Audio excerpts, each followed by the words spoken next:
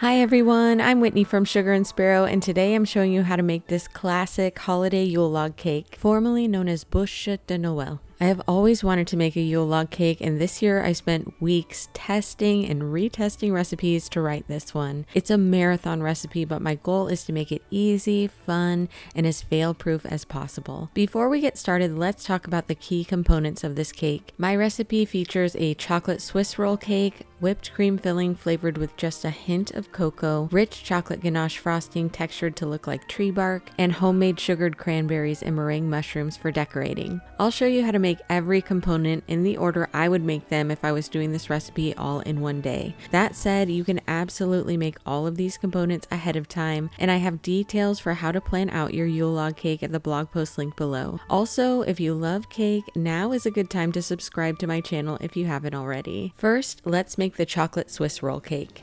I start by sifting together the dry ingredients, which are a half cup or 66 grams of all-purpose flour, a quarter cup or 20 grams of cocoa powder, a half teaspoon of baking powder, and a quarter teaspoon of salt. After sifting, I whisk the dry ingredients together and set them aside. Next, we'll separate 4 large eggs and bring them to room temperature. The egg whites will go in one bowl that we'll save for later in the recipe, and the egg yolks go into a separate bowl. You'll want to be really careful not to get even a drop of egg yolk into the egg whites, since we'll be whipping those into a meringue later. Once those eggs are separated and at room temperature, add the egg yolks into a large bowl along with half of the granulated sugar, which is a third of a cup or 66 grams. Whisk those ingredients together for about a minute until they're fully combined, creamy, and a little pale. This is how it should look by the end. Next, whisk in a half teaspoon of instant coffee or espresso powder and a half teaspoon of vanilla extract. The coffee is optional, but I do recommend it for amplifying the overall chocolate flavor in this cake. Now I add 3 tablespoons or 45 milliliters of vegetable oil and a quarter cup or 60 milliliters of whole milk, and whisk those ingredients together until combined. Add the dry ingredients and whisk until it resembles brownie batter.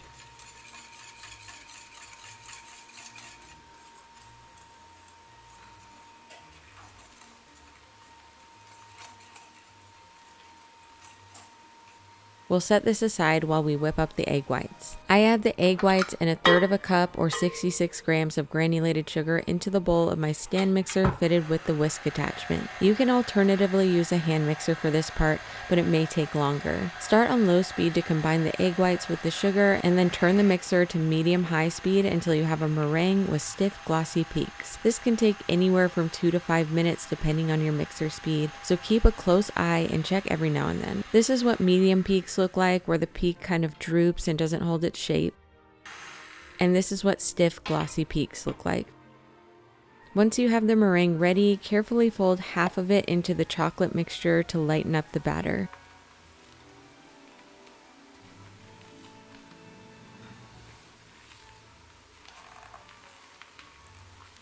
Then fold in the rest until there are no streaks of meringue left in the batter.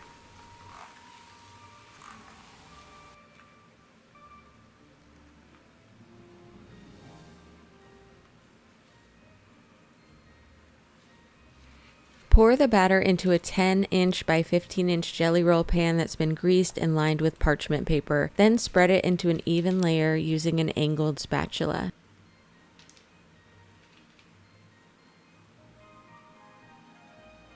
Bake in a 350-degree oven for 11 to 14 minutes until it springs back to the touch lightly. I usually take mine out at the 12-minute mark. While the cake is baking, prepare a tea towel by dusting it generously with cocoa powder or confectioner sugar. This is what we'll be rolling the cake up in, and we want to ensure that the cake doesn't stick to the towel. You can be really liberal with this. When the cake is done, only let it cool in the pan for a minute or so before you release the sides with a butter knife. Then quickly and with conviction, flip the pan onto the tea towel. I promise this part is not as scary as it looks. Gently peel off the parchment paper backing. In my recipe tests, I found that dusting the other side of the cake with cocoa powder was really helpful for preventing the cake from sticking to the other side of the towel.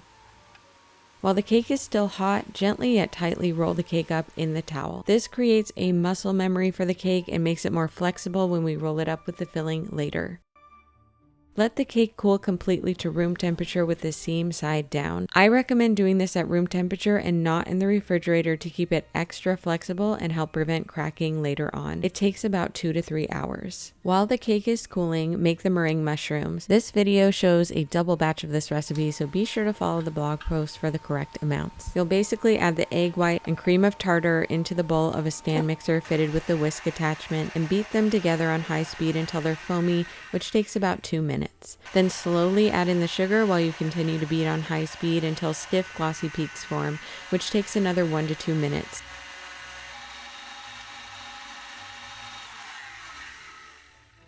This is what it should look like when it's ready. Next, fit a piping bag with a large round piping tip and fill it with the meringue. I used Wilton Tip 2A for this. Start by piping the mushroom caps on a parchment-lined baking sheet.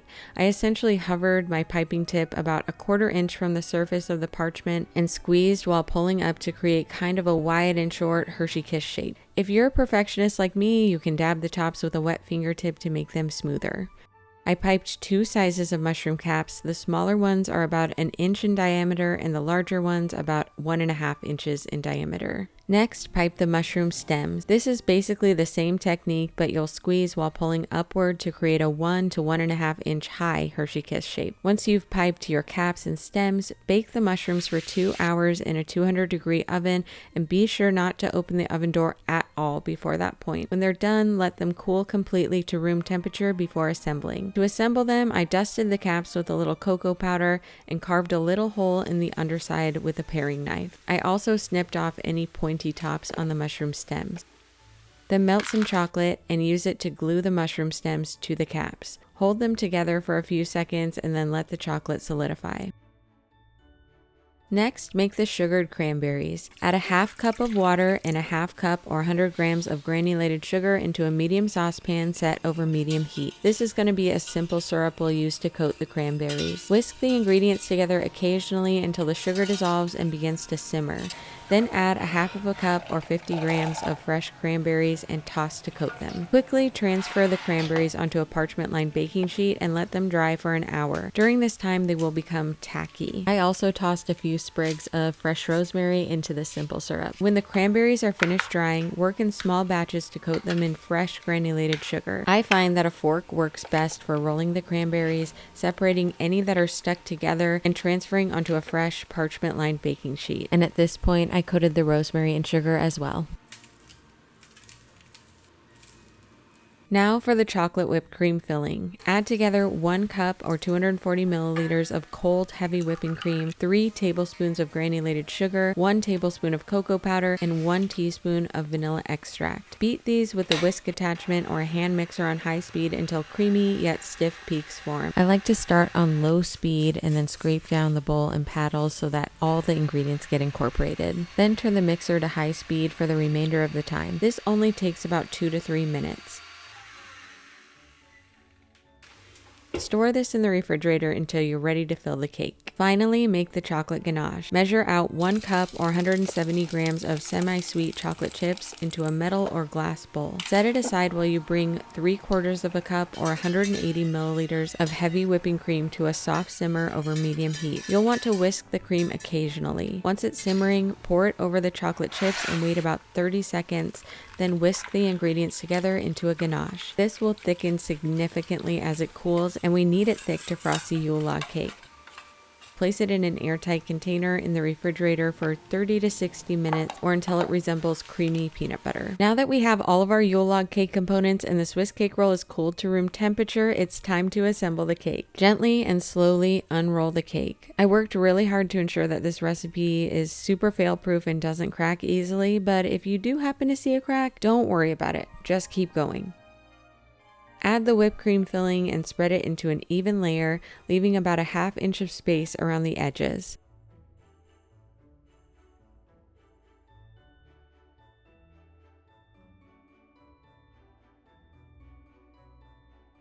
Gently yet tightly roll the cake back up without the tea towel this time.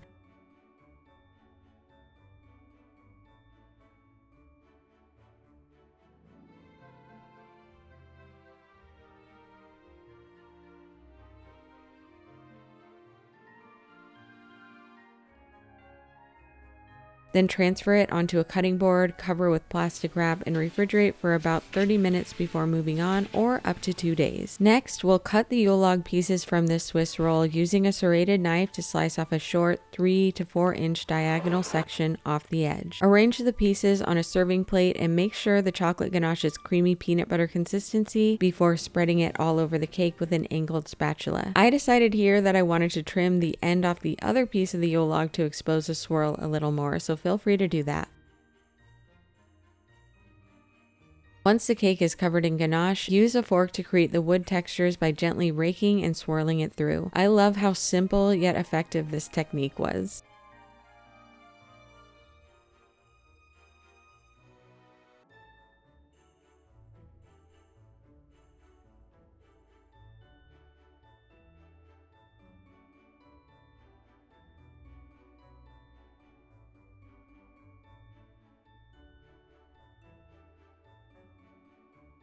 Finally, add the decorations. I added some ground pecans around the base of the Yule log to look like dirt, and then finished with the sugared rosemary, sugared cranberries, and meringue mushrooms. Decorate to your heart's desire, and there you have it, a gorgeous Yule log cake that is such a classic holiday showstopper and sure to impress. The swirled cake slices are so cute and they taste like a dream between the moist chocolate cake, the light whipped cream filling, and the rich chocolate ganache. And while it is a marathon recipe, I do have detailed instructions for making all of these elements ahead of time at the link in the video description. That way it doesn't have to feel like a marathon the day you serve it. For more cake decorating tutorials and recipes, head to my blog at sugarandsparrow.com to find inspiration for your next baking project. You'll also find lots of recipe videos and tutorials on my YouTube channel here. Hit the subscribe button while you're here so you never miss a new video from me. Thanks for watching.